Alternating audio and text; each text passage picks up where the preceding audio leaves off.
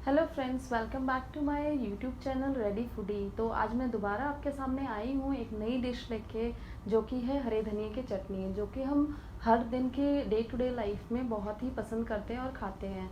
हरे धनिए की चटनी वैसे भी बहुत हेल्दी होती है, क्योंकि वेट लॉस में हरा धनिया बहुत ही काम आता है। तो इसके वैसे भी हेल्थ बेनिफिट्स हैं बहुत सारे। तो चलिए मैं आज आपको ये धनिए की चटनी बहुत ही आसान तरीके से बताती हूँ, और आपको जो कि बहुत पसंद आएगी। आप लोग मुझे प्लीज़ इसके बारे में फिर बताना कि आप लोगों की कैसी बनी है। हरे धनिए की चटनी के लिए जो जो इंग्रेडिएंट्स चाहिए वो मैं आपको बताती हूँ।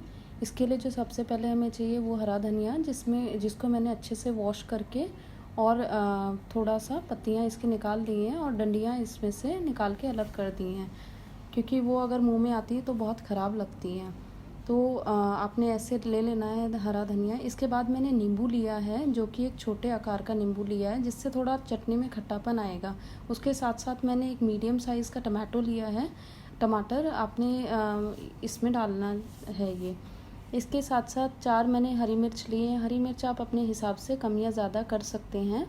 मैंने यहाँ पे 4 लिए, आप चाहो तो 2 कर लीजिए, अदरवाइज़ आप 3 भी कर सकते हैं।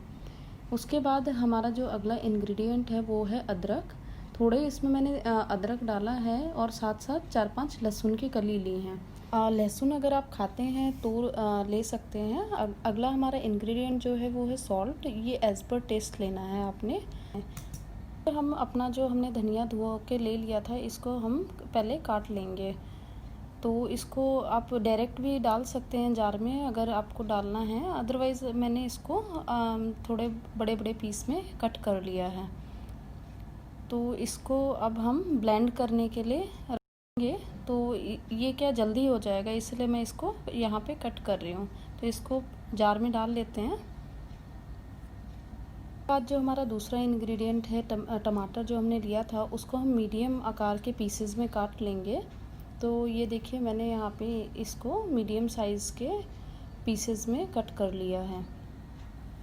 इसके बाद जो हमारा नेक्स्ट इंग्रेडिएंट है चटनी का, वो है हमारी चिलीज़। चारों चिलीज़ के हम थोड़े बड़े बड़े पीसेस कट कर देंगे और इसको भी जार में डाल देंगे। ये हमारी बहुत इजी रेसिपी है जिसको चाट के साथ या किसी भी चीज़ के साथ आप खा सकते हैं। अब ये देखिए मैंने चिली भी मेरी कट गई है, इसको मैंने जार में डाल दिया है। हमारा जो नेक्स्ट इंग्रेडिएंट है वो लेते हैं। इसमें जो हमने जिंजर लिया था, जो अदरक हमने लिया था, वो हम जार में डाल देंगे। इसके साथ साथ जो हमने 4-5 लहसुन की कली ली थी, जो लहसुन हमने पहले रखा था, ये आपको मैंने बताया ऑप्शनल है, आप चाहें तो डाल सकते हैं, ना चाहे तो ना डालें। उसके साथ साथ हमने जो ये हमारा सॉल्ट लिया था, तो ये एज़ पर टेस्ट आपने डालना है। तो सॉल्ट इसमें डाल दिया। इसके बाद जो हमारा मेन इंग्रेडिएंट है हमें वो डालना है, जो कि है लेमन। लेमन से इसमें बहुत ही अच्छा खटास आ जाता है।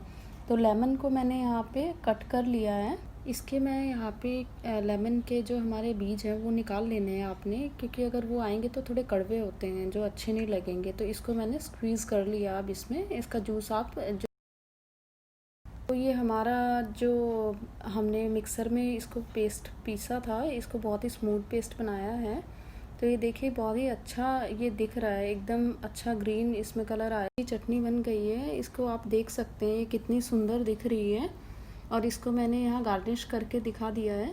तो आप अपने घर पे इसको बनाइए और चाट पकौड़े के साथ या फिर पराठे या दाल राइस के साथ इसको खाइए। तो फ्रेंड्स, आपने देखा कि मैंने हरे धनिया की चटनी आपको कितने ही आसान तरीके से बताई है। तो प्लीज़ इसको अपने घर पे बनाइएगा और सबके साथ शेयर करके खाइएगा।